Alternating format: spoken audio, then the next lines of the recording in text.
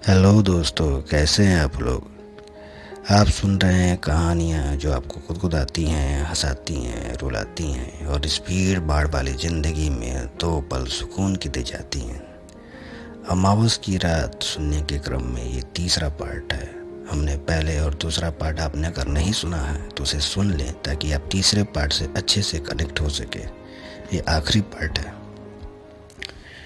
तो हमने पहले और दूसरे पार्ट में देखा कि गोबर, तूफानी और पाचू एक पिराने पड़े बंजर से घर के सामने चीलम जलाते हुए आग तापते रहते हैं। ठंड का मौसम रहता है और चीलम का कस भी मारते रहते हैं। तभी कुछ घटनाएं घटती हैं। वहाँ गोबर आता है। वो गोबर उनसे बात कर ही रहा होता है कि पायल की आवाज़ आने लगती है। वो पीछे मुड़ के देखते हैं तो एक सफ़ेद साया उनकी तरफ बढ़ रहा होता है।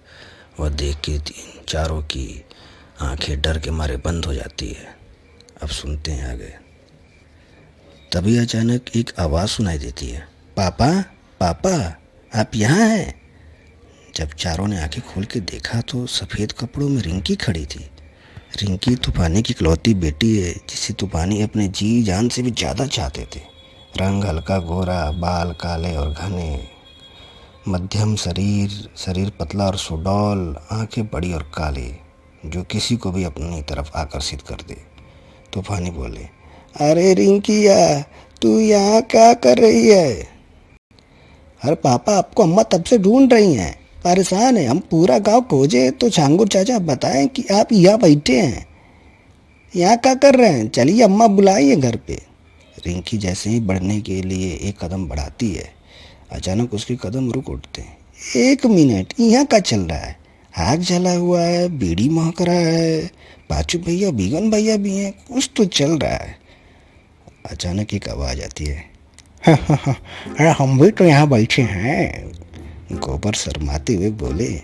गोबर और रिंकी की नज़रें आपस में मिली। दोनों एक दूसरे को देखते हुए शर्माते हुए हल्का सा मुस्कुराने लगे। वैसे तो गोबर रंगीन मिजाज के व्यक्ति थे, लेकिन लड़कियों को देख के ऐसे शर्माते थे जैसे लड़की इनको देखते ही आई लव यू बोल देगी। गांव की हर एक लड़की इन्हें भैया बोल रखी थी, सिवाय रिंकी के। वैसे तो रिंकी और गोबर एक दूसरे को बचपन से जानते थे, लेकिन गोबर के मन में रिंकी के लिए प्यार तब आया जब वो गांव के रामायण के नाटक में जटायु बने थे और रिंकी सुपर्णका। रिंकी को सुपर्णका राक्षसी के रूप में देखकर गोबर अपना दिल दे बैठे थे। रिंकी भी इन्हें थोड़ा थोड़ा पसंद कर रही थी। तब से ये रिंकी को देख के सनीमा वाला गाना गाते थे और तूफानी को देख के रिंकिया का पापा वाला गाना गाते थे। तूफानी को इन सब बातों का कहीं से पता चल चुका था और वो तभी से गोबर से चिढ़ते थे और रिंकिया को गोबर से दूर रखने का पूरा प्रयास करते थे। गोबर रिंकी को देखकर मुस्कुराए और रिंकी गोबर को देख के मुस्कुराई। ये सब देख के तूफानी चिढ़ गए थे और वो चिढ़ते हुए वो गोबर की तरफ देखते हुए बोले, अरे ये गोबर नहीं है, ये बवासीर है। यह सुनकर गोबर को गुस्सा आया और कहा, हम बवासीर हैं, हम बवासीर हैं। अगर हम बवासीर हैं ना तो आप भगंडर है, भगंडर।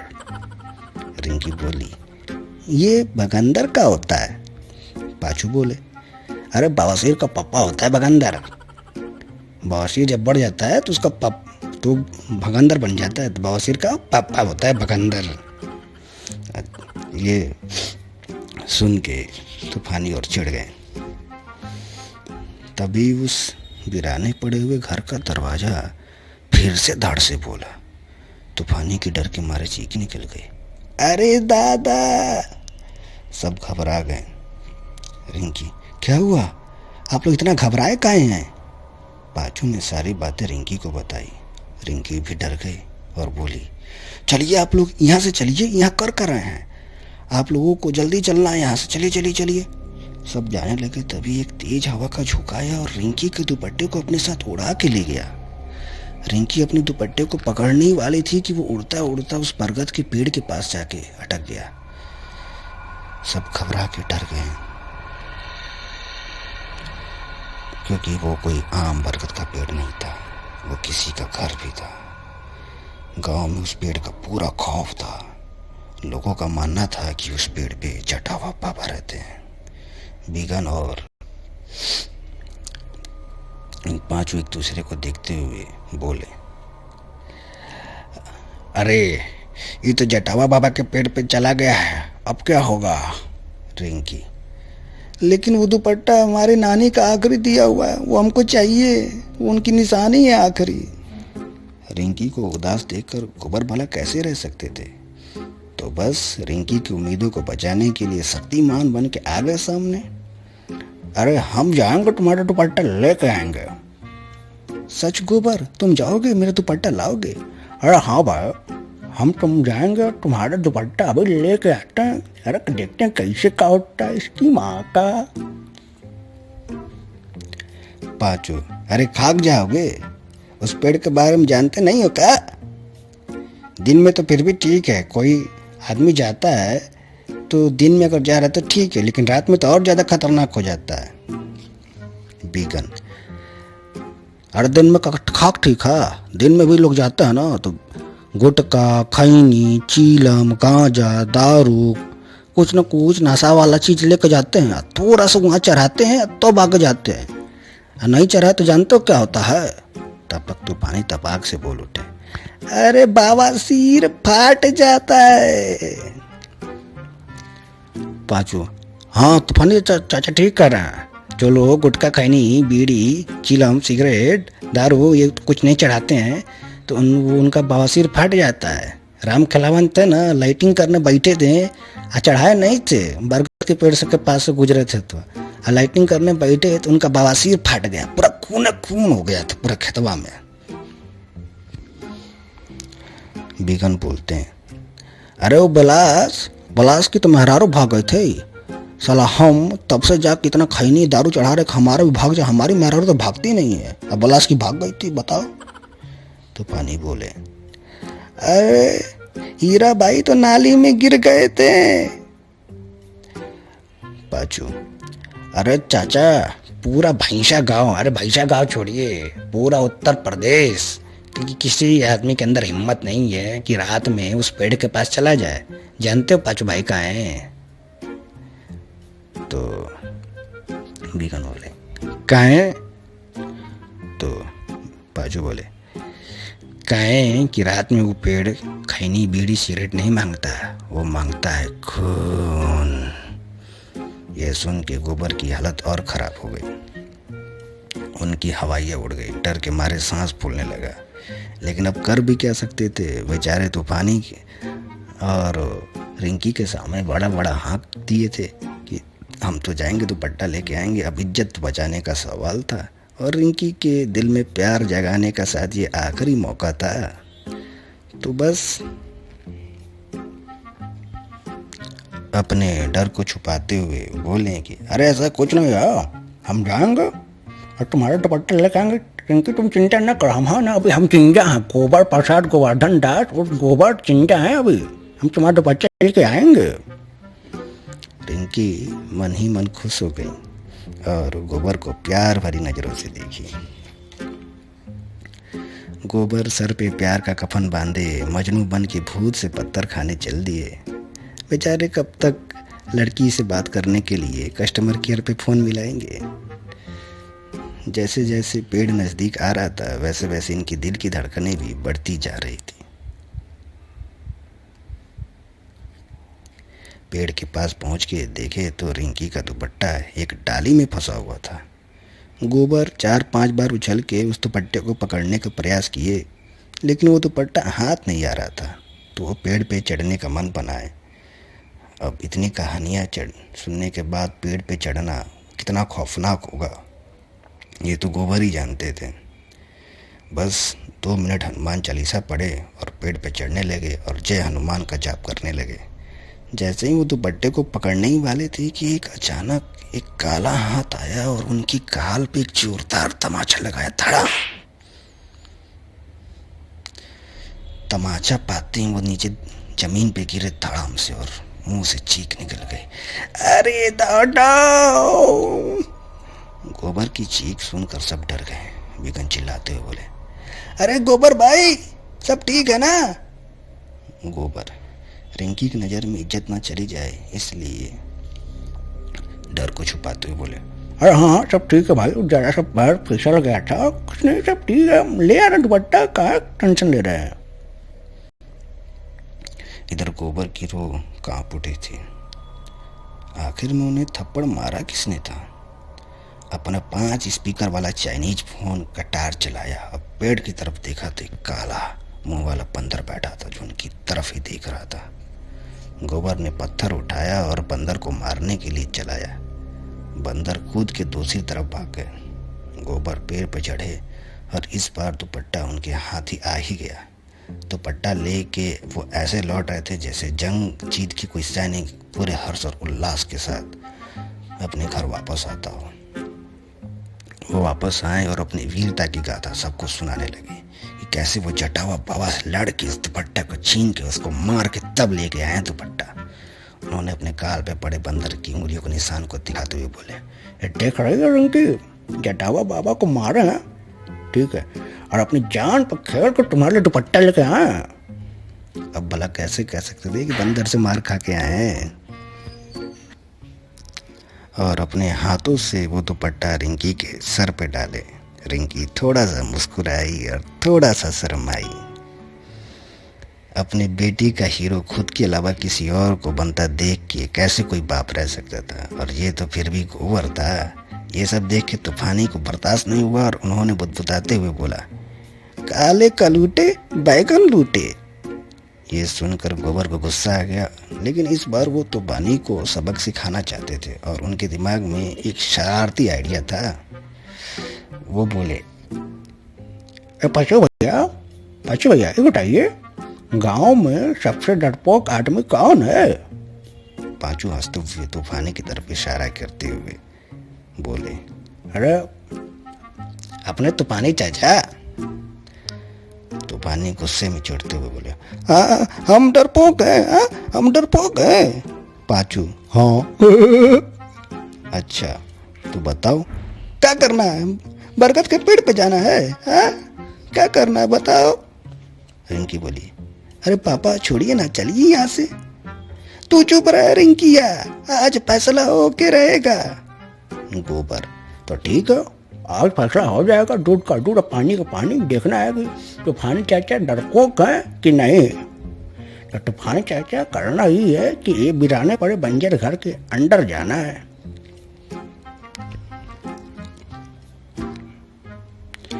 उस बिराने पड़े बंजर के घर का नाम सुन के तूफानी की तो धोती गीली होने से बच गई।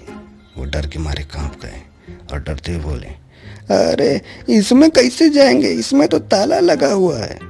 गोबर ने एक ईंट उठाई और ताले पे मार दी। ई लो, खुल गया ताला।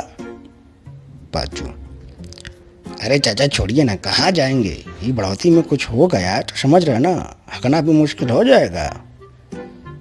तूफानी पूरे जोश में आ गए। उनके अंदर का तूफान जाग उठा और बोले, अरे हम जाएंगे, इस घर में जा रहे हैं। इससे पहले कि रिंकी उनकी रोक पाती, वो तुरंत एक झटके में उस घर के अंदर चले गए। वो घर रोमाली काकी का था। रोमाली काकी के पति की मौत बहुत पहले ही हो गई थी, उनका कोई संतान नहीं था। और 6-7 साल पहले रोमाली काकी की भी मौत हो गई थी। उन्हीं के एक रिश्तेदार ने उनका अंतिम संस्कार किया और उस घर को अपने नाम करा लिया और उसमें ताला लगा दिया। 6-7 सालों से वो घर का ताला खुला नहीं और वो घर भी पुराना पहले ही हो चुका था और अब भी बंजर सा हो गया था। बहुत जगह दीवारें टूटी हुई थी, घर का ताला भी कमज़ोर हो गया था, छतें भी कमज़ोर हो गई थी, बहुत सारे छेद भी हो चुके थे बड़े बड़े, जिसमें कोई भी इंसान या जानवर उस घर के अंदर जा सकता था। खैर, इधर तूफानी उस घर के अंदर जाते हैं और तूफानी के अंदर जाते ही गोबर ने चुपके से दरवाज़ा बाहर से बंद कर लिया। शर्त ये थी कि उन्हें उस घर के छत पे जाना है और मोबाइल टार चला करके इनकी तरफ दिखा करके इशारा करना है, ताकि ये लोग समझ चुके कि ये वो छत पे पहुंच चुके हैं। वो घर 2 या 3 मंजिल का घर था। तो पहली मंजिल, फिर दूसरी मंजिल, फिर तीसरी मंजिल, फिर छत था। घर में घना अंधेरा था। तूफानी जैसे ही घर के अंदर घुसे, उन्हें ऐसा लगा कि उनके पीछे से कोई गया हो। वो धीरे धीरे ऊपर जाने लगे। तभी आधी सीढ़ियों पे थे, तभी बिल्ली की रोने की आवाज़ सुनाई दी।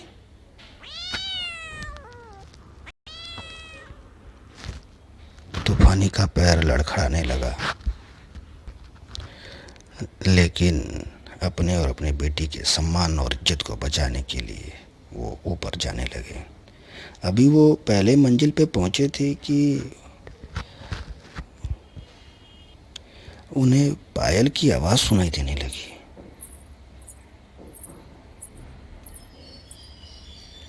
तूफानी डर से कांप उठे।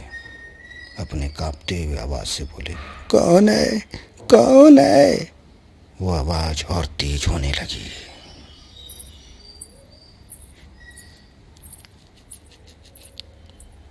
चारों तरफ सिर्फ अंधेरा, बदबू, गंदगी, सूखे पत्ते बिखरे हुए थे। पास में पड़ा झूला अपने आप हिलने लगा। डर के मारे तूफानी पीछे हटने लगे और ऐसा लगा जैसे किसी चीज़ से टकरा गए हों, जैसे शायद कोई इंसान हो। अचानक पायल की आवाज़ और तेज होने लगी।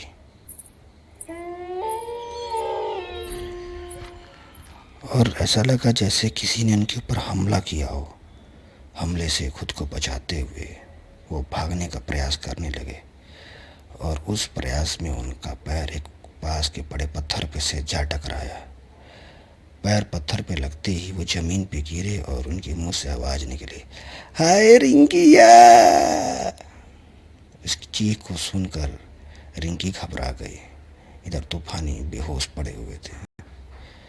सब लोग जो बाहर खड़े हुए थे वो घर के अंदर आने का प्रयास करने लगे।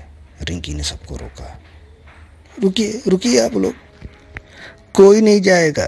गोबर, तुम्हारी वजह से मेरे पापा मुसीबत में फंसे हैं। तुम हमेशा उनका मजाक उड़ाते हो। जब तुम अंदर जाओगे उनको सही सलामत लेके आओगे, नहीं तो हम पूरी ज़िंदगी कभी तुमसे बात नहीं करेंगे, तो कभी तुम्हारा मुंह नहीं देखेंगे, है ना, अपना मुंह तुमको दिखाएंगे। तू रिंकी को रोता और घबराया हुआ देख के गोबर को आत्मग्लानि हुई। वो उन्हें अपनी गलती का एहसास हो गया। उन्होंने पहले कभी रिंकी को इस तरीके से रोते हुए नहीं देखा था। वो उनके अंदर का निरहुआ जाग उठा और वो रिंकी से बोले, रिंकी, हमको तुम्हारी कसम है, या तुम्हारी चाचा को अपने साथ लेके आएंगे या तो फिर कभी वापस नहीं आएंगे। गोबर उस घर के अंदर चले गए। गोबर के साथ भी वही सब घटनाएं होने लगी। वो हनुमान जी का नाम लेते हुए ऊपर जाते हैं। ऊपर जाते ही वो पायल की आवाज़ फिर से आने लगी। गोबर डर जाता है। वो आवाज़ और तेज होने लगी।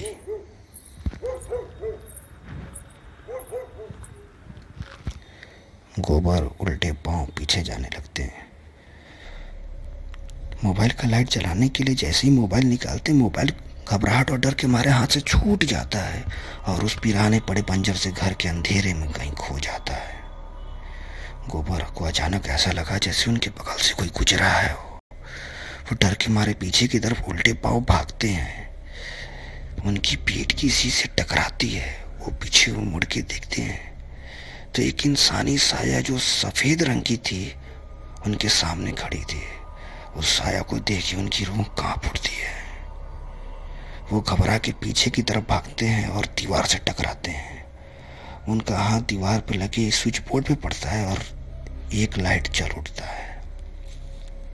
लाइट जलता हुआ देख के वो सारे लाइट्स को ऑन करने लगते हैं, स्विच के सारे बटन दबाने लगते हैं। उस पूरे बिराने पड़े उस बरामदे के सारे लाइट्स जल उठते हैं और उस उजले में उन्हें साफ साफ सब कुछ दिखाई देने लगता है। वो जिस साया से टकराए थे वो घर में पड़ा हुआ एक पुरानी मूर्ति थी, या यूं कहें तो एक पुतला था। वो बिराना पड़ा हुआ घर था, इसलिए उसमें कुछ बिल्लियां रहने लगी थी। जो पायल की आवाज़ आ रही थी वो एक बिल्ली के गले में बंधी घंटी से आ रही थी, जो शायद किसी कभी पालतू थी और उसके मालिक ने उसे छोड़ दिया था, और उसी ने तूफानी पे हमला भी किया था। सामने देखा तो तूफानी बेहोश पड़े हुए थे। उनके चेहरे पे थपकियाँ दे के गोबर ने उन्हें जगाया। गोबर को सामने देख के तूफानी उसे गले से लगा ली और फूट फूट के रोने लगे। गोबर ने उन्हें बाहर ले आए। रिंकी जब देखी तो वो दौड़ के आई और अपने पापा के सीने से लग गई। पांचू और बिगन को भी आंखों में खुशी से नम हो गई। रिंकी ने गोबर से माफ़ी मांगी। गोबर बोले, नहीं रिंकी, तुम्हारी गलती नहीं है, सारी गलती मेरी है। तुम माफ़ी काहे मांग रहे हो? माफ़ी तो मैं मांगता हूँ तुमसे और तूफानी चाचा से भी। और अब मैं कभी तुम्हें परेशान नहीं करूँगा, ना ही तूफानी चाचा को। और अब मैं कुछ काम धंधा भी करूँगा। सब गोबर के इस बातों से खुश हो गए। तूफानी ने एक बार फिर से गोबर को गले से लगा लिया। गोबर भावनाओं में बहते हुए बोले, एक और बात बताना चाहते हैं तुमको। वो जो बरगद का पेड़ है, उस पर कोई जटावा बाबा नहीं, बंदर ने मुझे मारा था। ये सुनकर रिंकी हंस देती है। रिंकी को हंसता देखकर गोबर बोले, रिंकी, हम तुमसे बहुत प्यार करते हैं, शादी करोगी? रिंकी तूफानी की तरफ देखती है। तूफानी ने हाँ में सिर हिला दिया। रिंकी, हाँ हम करेंगे। बिगन और पाचू ताली बजाते हैं। फिर अचानक पाचू के मन में एक सवाल आता है, ये बताओ, जब उस बरगद के पेड़ पे कोई जटावा बाबा नहीं थे तो अफवाह कौन उड़ाया था? तूफानी, दरअसल वो अफवाह हम ही उड़ाए थे। कभी कभी चीलम पीने का मन करता है तो वहीं चले जाते हैं। अब कोई आता भी नहीं है वहाँ पे तो चीलम मार लेते हैं, नहीं तो इसकी अम्मा को पता चल जाता है ना, तो खाना नहीं देती है। तूफानी की बातें सुनकर सब हंसने लगते हैं। फिर बिगन बोलते हैं, लेकिन वो जो काला साया था, हम लोग बैठे थे, काला साया जिसकी लाल लाल एक आंख थी और वो आ रहा था और अचानक गायब हो गया, वो कौन था? गोबर, कब की बात है ये? हाँ, कब आ रहा था साया? तूफानी, अरे अभी 1 घंटा पहले ही सामने से आ रहा था, लाल लाल आंखें थी, एक आंख थी, आ रहा था और अचानक गायब हो गया। गोबर,